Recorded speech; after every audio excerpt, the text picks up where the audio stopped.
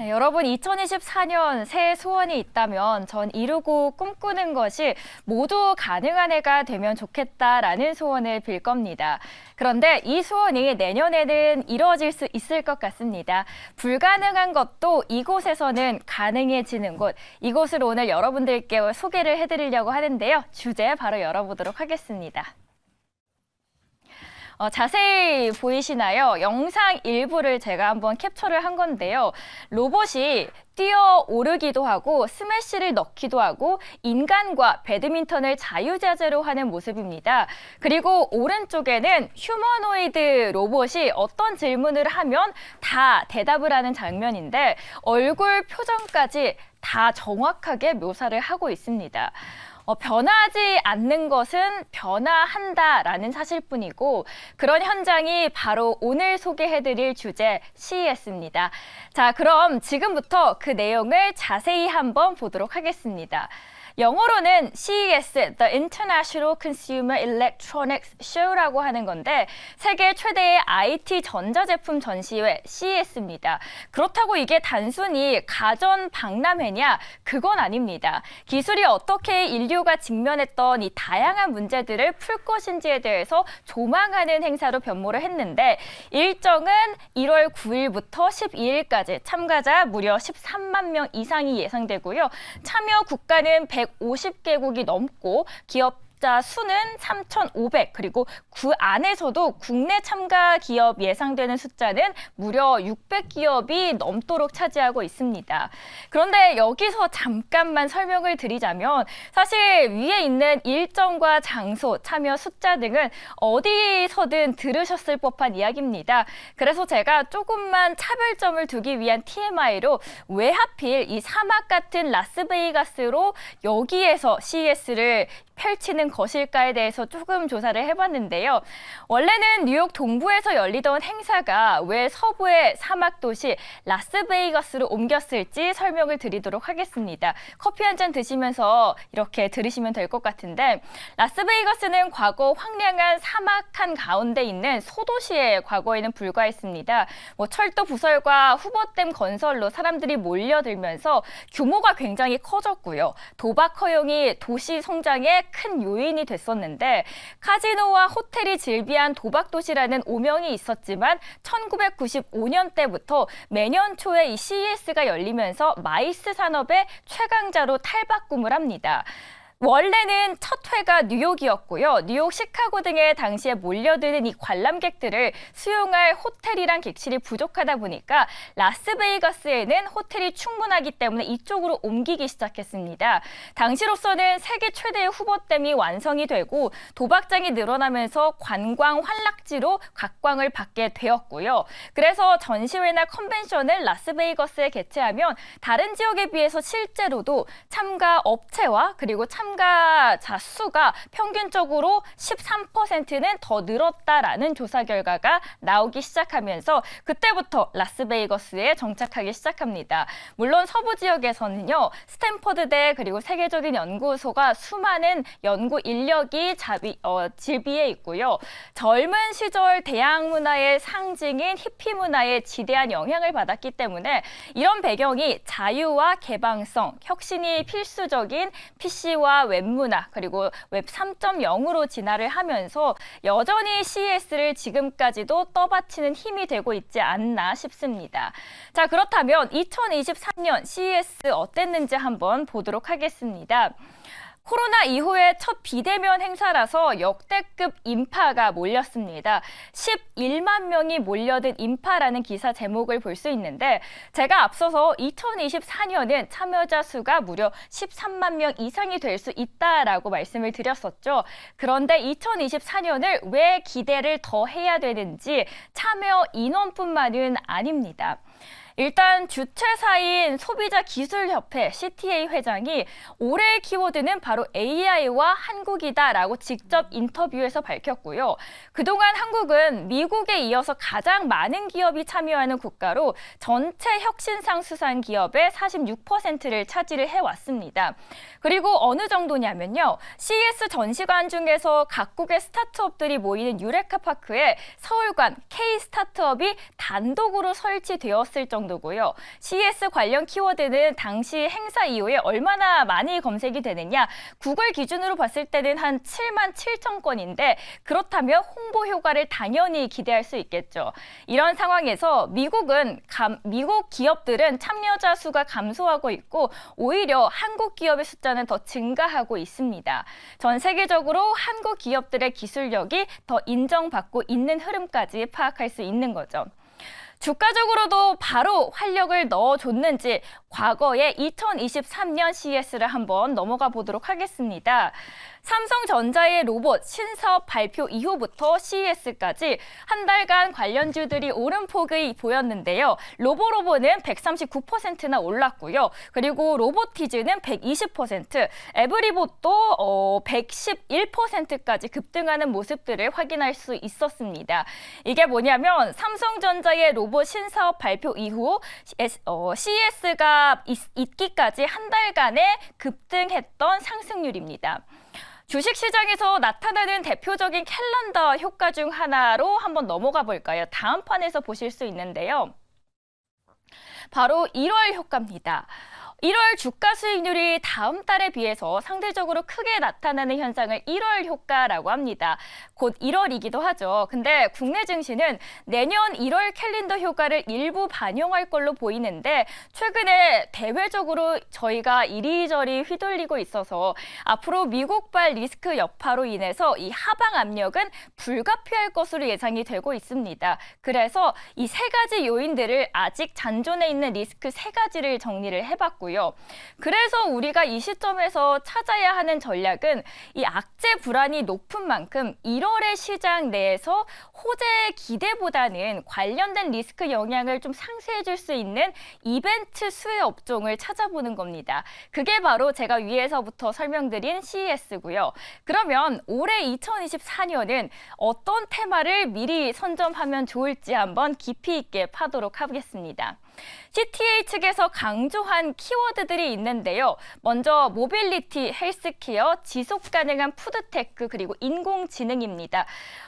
이렇게 네 가지 키포인트로 제가 요약을 해드렸고 이 포인트들이 잘 보이지 않으실까 싶어서 이렇게 네 가지로 크게 한번 적어봤습니다. 우선 크게 보이시는 헬스케어는 직전 행사에도 있었던 키워드였고요. 참고로 삼성의 의료용 로봇과 같은 보핏, 그러니까 이 허벅지에 착용이 되면은 보핏을 도와주는 방식인데 2024년 공식 출시를 앞두고 있는 만큼 CES에서도 이번에 공개가 될 수 있을 것으로 예상이 되고 있는 분야입니다. 본격적인 세 가지 분야를 오늘은 파보도록 하겠습니다. 첫 번째로는 모빌리티입니다. 가장 각광받는 관전 포인트이기도 한데요. 먼저 국내 완성차 업체 중에서도 현대 자동차 그룹, 그 안에서도 현대모비스, 모셔널, 제로원, 포티투다까지 역대 최대 규모의 부스를 키워서 행사에 참여를 한다고 합니다. 그리고 최근 몇 년간 CES에서 모빌리티 분야는 전동화 그리고 자율주행 추세에 맞춰서 주목도가 더욱더 커지고 있는 만큼 모빌리티는 CES 2024를 관통하는 주요 키워드 중 하나가 될 것이다라는 전망을 받고 있습니다. 아래 세 가지 포인트들로 한번 정리를 해봤고요. 그 기사들도 나오고 있습니다. 먼저 LG전자는 콘셉트카 알파블 출격을 예고를 하고 있습니다. 이 부분은 여기에 제가 미처 적지는 못했지만 자동차를 개인화된 공간으로 재정리하고 나만의 공간으로 만드는 초점을 맞추는 콘셉트카인데 AI와 LG의 강점인 디스플레이를 결합해서 고객의 니즈에 맞춰서 차량의 공간을 제시한다라고 합니다. 그리고 또 하나의 체크 포인트는 바로 보이시는 완성차 업체들의 반격입니다. 생성형 AI가 차량용 소프트웨어 진화를 가속화한다라고 하면 아무래도 데이터와 노하우가 많은 빅테크 기업들이 점점 더 유리해질 텐데요. 여기에 맞서는 전통 자동차들의 반격도 만만치 않을 것으로 보입니다. 아마 현대차의 발표에서도 이번에 볼 수 있을 것 같습니다. 정의선 회장이 직접 소프트웨어 전략들을 발표한다고 합니다. 특히 차량에 탑재하는 통합형 OS와 소프트웨어 소프트웨어 중심차인 SDV에 집중할 예정인데 이번에 이 SDV는 소프트웨어를 기반으로 스마트폰처럼 업그레이드를 해나가는 방식인데요. 현대차 외에도 토요타, 벤츠, 폭스바겐 등도 통합형의 OS 개발에 열을 올리고 있는 만큼 그 열기는 뜨거울 걸로 예상이 되고 있습니다. 그리고 여기에 하나 더 말씀을 드리자면 현대차그룹의 미국 UAM 법인의 슈퍼널이 내년 초 최초로 참가를 하게 되는 점이 굉장히 이례적으로 주목을 받고 있습니다. 그래서 제가 UAM 관련 주들도 한번 정리를 해봤고요.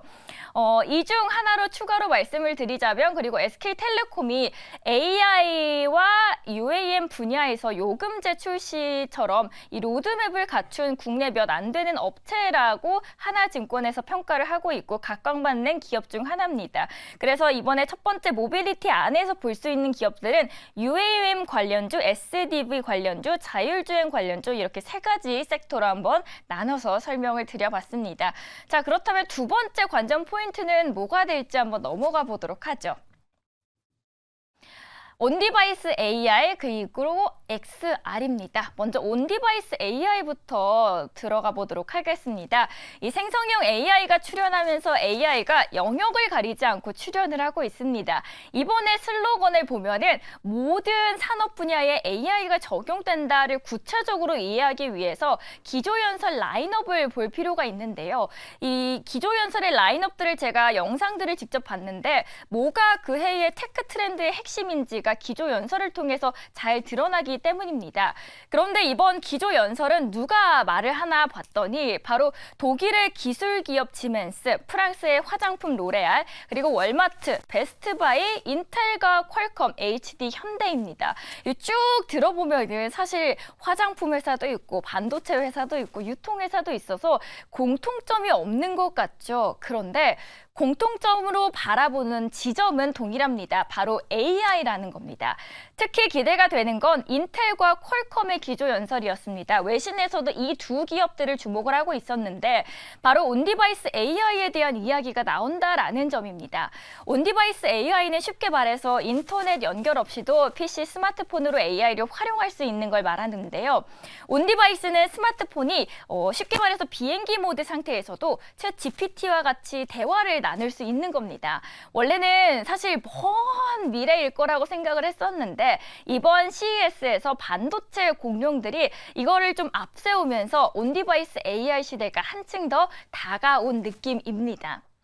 온디바이스 AI 관련해서는 이번에 삼성전자와 LG전자 역시 이번 행사에서 별도의 세션을 열고 발표를 할 전망이라고 하고요. 사실 기조연설에 나오는 기업들 외에도 수많은 기업들이 AI를 앞세운 전시들을 할 예정입니다. 이번에 MS도 다양한 생성형 AI를 보여줄 예정이고 아마존 역시도 AI 그리고 우리 주변에 있는지 없는지 모를 정도로 이 자연스럽게 스며든다는 의미의 앰비언트 AI를 테마로 다양한 전시들을 준비하고 있다는 점도 참고를 해보시면 좋을 것 같습니다. 여기에다가 1월 9일에 삼성의 온디바이스 AI 갤럭시 S24가 공개될 예정이고 또 하나로 애플의 AI 기술과 이를 활용한 온디바이스 AI 적용 가능성이 돋보이는 점에서 온디바이스 AI 관련주들이 더 시장의 관심이 높아질 수 있지 않을까라는 예상이 가능하지 않을까요? 과거 아마존이 알렉사와 구글 어시스턴트처럼 다른 AI 음성 비서가 등장했을 때도 사실 애플은 우위를 점했었는데요. 현재까지는 잠잠했지만 애플이 실제로 보면은 구글이랑 메타, MS, 아마존보다도 굉장히 압도적으로 많은 AI 기업의 인수합병을 진행을 해왔고요. 본격적으로 이제부터 활동을 시작하면 기기 간의 연계가 가능한 애플의 생태계로 생성형의 AI 서비스를 극대화해서 결국 생태계가 더 확대되고 앞으로 더 발전할 수 있지 않을까 싶습니다. 실제로 카운터 인포 리서치에서는 2027년까지 전 세계의 스마트폰의 40%는 AI 기능을 제공할 것이다라고 전망을 하기도 했습니다. 이번에 정말 CTA 회장의 슬로건처럼 모든 테크 트렌드가 인공지능으로 귀결된다라는 것도 말할 수 있을 것 같습니다. 관련된 온디바이스 관련주들도 함께 참고를 해보시면 좋을 것 같고요. 마지막으로는 엑스알입니다. 엑스알헤드셋은 사실 그렇게 많이 기사화되지는 않았던 것 같습니다. 그래서 한번 넣어봤는데요. 엑스알헤드셋 출시야를 좀 앞당긴 애플의 최근에 엑스알 관련주들 라운텍이나 선익 시스템 그리고 관련된 이노 시뮬레이션 등이 좋은 흐름들을 보였습니다. 이 좋은 흐름을 보이고 있는 게 내년 2월까지는 관련주들에 대한 시장의 기대감이 더 이어질 가능성이 있어 보이고 있습니다. 내년에는 애플의 비전 프로 출시에 이어서 이번에는 삼성전자의 엑스알 기기가 공개가 될 가능성이 높은 상황이기 때문이고 관련주들의 흐름도 함께 보시면 좋겠습니다. 변화하지 않는 것은 변화한다라는 사실뿐이다라고 말씀을 드렸었는데 첫 번째 오프닝에서 그런 현장이 바로 이번에 CES고 CES에는 여전히 변화와 실패를 두려워하지 않는 도전 정신이 멈추지 않고 있는 곳곳에서 솟아오르고 있습니다. 그 트렌드와 변화의 시작이 여기이기 때문에 함께 찾아가 보면 어떨까 하고 오늘의 주제를 CES 2024로 준비를 해봤습니다. 자, 오늘의 나비효과 여기서 마치도록 하겠고요. 본격적으로 질문도 해보도록 하겠습니다. 수고하셨습니다. 와. 네. CES 2024 사실 세계 총수들이 많이 출동할 예정인데 특히 현대기아의 행보가 눈에 띕니다. 무려 5년 만에 동반 출격을 한다라고 하면서 각광을 받고 있는데 어떻게 예상하시나요, 매니저님? 일단은 안 나갈 이유가 없는 상황이죠. 지금 앞서도 설명 너무 잘해주셔가지고 CES가 어떻게 보면 전 세계 최고의 그리고 최대 규모의 이제 전자기기 관련된 행사잖아요. 여기서 정말 많은 회사들이 자기 회사의 어떤 기술력도 자랑도 하고 약간 깜짝 발표를 통해서 시장에서 주목도 이끌고 거기서 실제로 이제 협력 관계라든지 아니면 수주도 따낼 수가 있기 때문에 굉장히 중요한데 사실 지금 말씀해 주신 현대차 그다음에 기아 같은 경우는 굉장히 잘해왔잖아요 지금까지. 특히 최근에 전 세계에서 지금 계속적으로 시장 점유율도 그렇고요. 그리고 판매량도 그렇고 굉장히 꾸준하게 성장을 해왔기 때문에 지금 같이 나가서 자랑할 만합니다. 지금 자랑할 만하고 기술력도 상당히 강합니다. 현대차 같은 경우는 아무래도 앞서 말씀해 주신 것 같은데 이제 소프트웨어라든지 아니면 수소 관련된 쪽을 얘기할 것 같고 그 다음에 기아 같은 경우는 목적 기반 자동차 이런 쪽 위주로 아마 갈 것 같아요. 일단은 그 부분에 대해서 많이 알려지긴 했지만 핵심적으로 어떤 것들이 또 추가적으로 나오는지에 대해서 봐야 될 것 같고 일단은 당연히 갈 수밖에 없습니다. 근데 이제 제가 좀 여기서 좀 추가적으로 말씀드리자면 너무 이제 현대차와 기아에만 집중이 좀 많이 되어 있는 것 같아요. 왜냐면은 물론 가장 큰 기업이고 이 회사 밑에서 이제 밸류체인들이 있는 건데 지금 사실 이들의 그림자에 가려 있지 그 밑에 있는 중소기업들이나 아니면은 스타트업 기업들이 굉장히 많이 지금 참여를 하거든요. 그래서 일단 한국 지금 대표 기업인 양대 기업이 잘 이끌고 있단 말이죠, 앞에서. 뒤에서 따라가고 있는 기업들 중에 아마 내년에 튈 수 있을 만한 종목들이 나올 것 같아요. 그래서 이번 CES 끝나고 지료 소멸로만 보는 게 아니라 여러분들이 여기서 뭔가 성과를 내거나 핵심적인 기술을 발표했던 기업들, 그게 큰 기업이든 작은 기업이든 특히나 이제 상장 기업이면 더 좋긴 하겠죠. 투자할 수 있으니까요. 그래서 그런 기업들을 다시 한번 리뷰하면서 선별해보는 작업도 한번 해봐야 될 것 같습니다. 그렇다면 CES 안에서도 사실 분야가 정말 많고 그 안에 들어가는 스타트업도 많은데 유독 이 기업들은 유망하다 아니면 이 섹터들이 좀 유망해 보인다라고 보시는 분야가 있으실까요?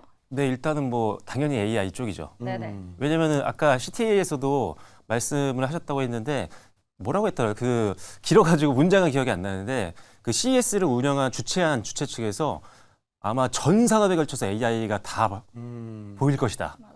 이번 산업 전시회에서 그런 내용을 말했거든요. 그 말은 뭐냐면 결국 이제 AI가 없으면 안 되는 시대가 되기 때문에 그리고 실제 이제 스마트폰까지 이제 출시가 되잖아요. 우리나라 자랑스러운 삼성전자에서. 그래서 이제는 기대감만 있는 게 아니라 성장 가능한 분야고요. 그래서 AI 관련된 쪽을 계속 보셔야 되는데 지겹게 아마 방송에서 보였을 것 같아요. HBM은 빼놓을 수 없습니다.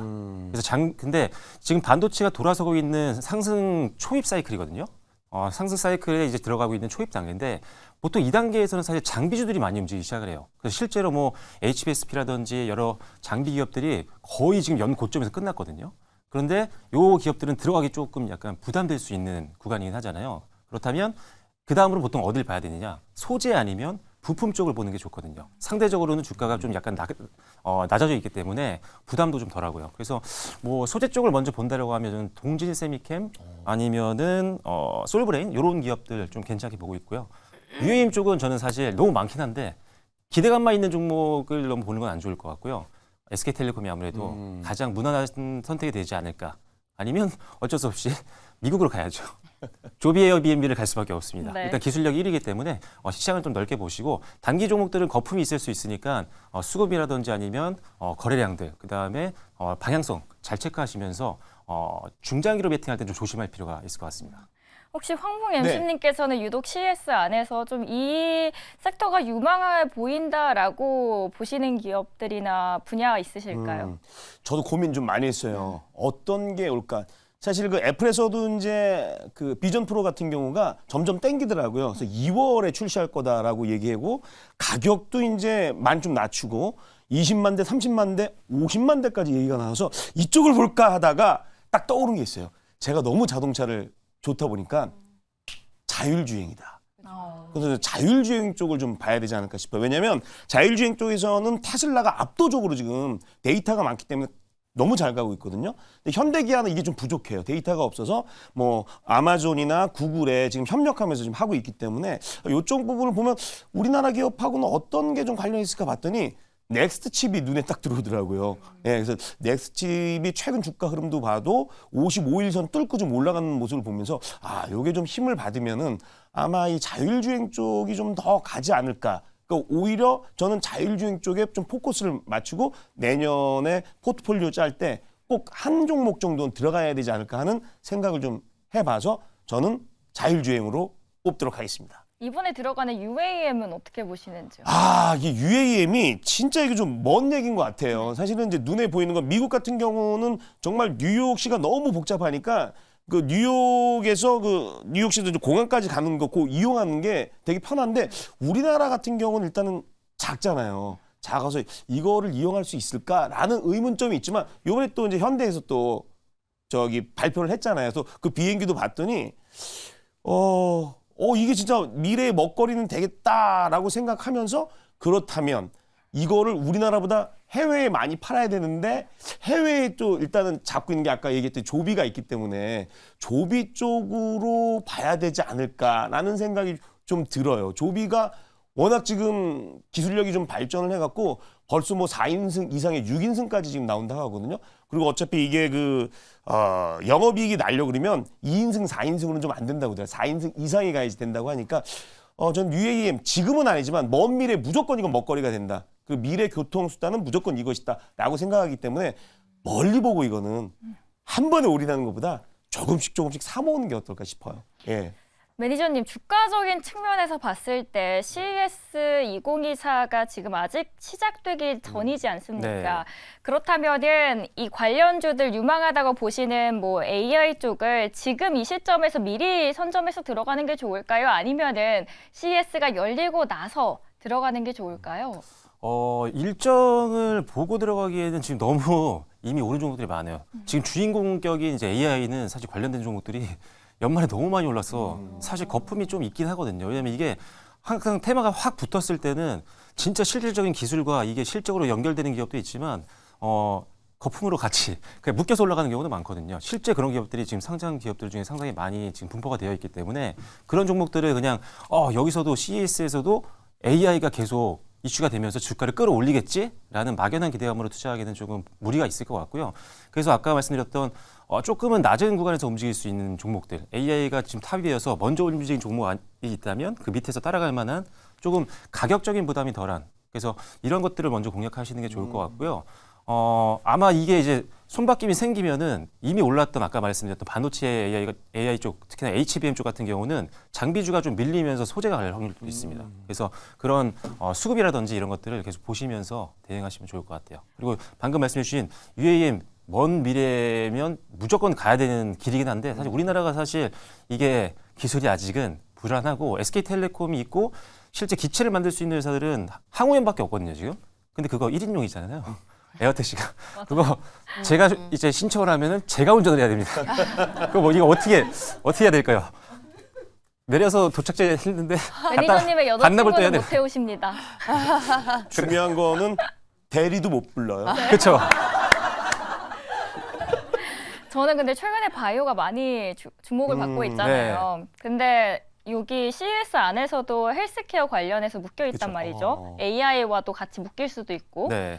그리고 JP모건 헬스케어도 있고 컨퍼런스도 네. 그러면은 이게 좀 더 시너지 효과를 낼 수 있지 않을까라는 그래서- 생각도 들더라고요. 굉장히 맞는 이야기입니다. 지금도 분위기가 과거보다 더 좋은 것 같아요.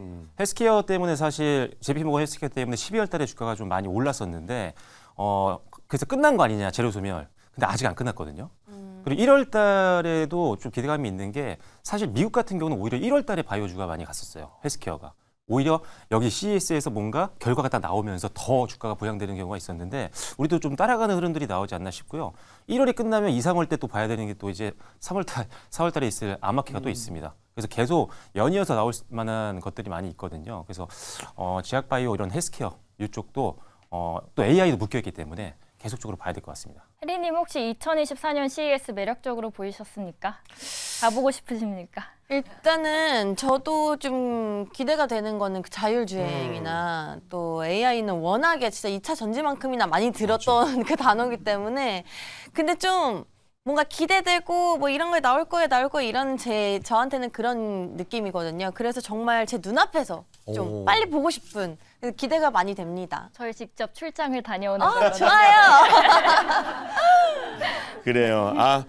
오늘 또 박정원 아나운서가 또 CES 2024에 대해서 또 자세히 설명을 해 주셨습니다. 오늘 너무 수고 많아 주셨고요. 2부에서 또 우문현담에서 함께 하도록 하겠습니다. 수고해 주신 우리 박정원 아나운서 박수로 보내드리겠습니다. 고맙습니다.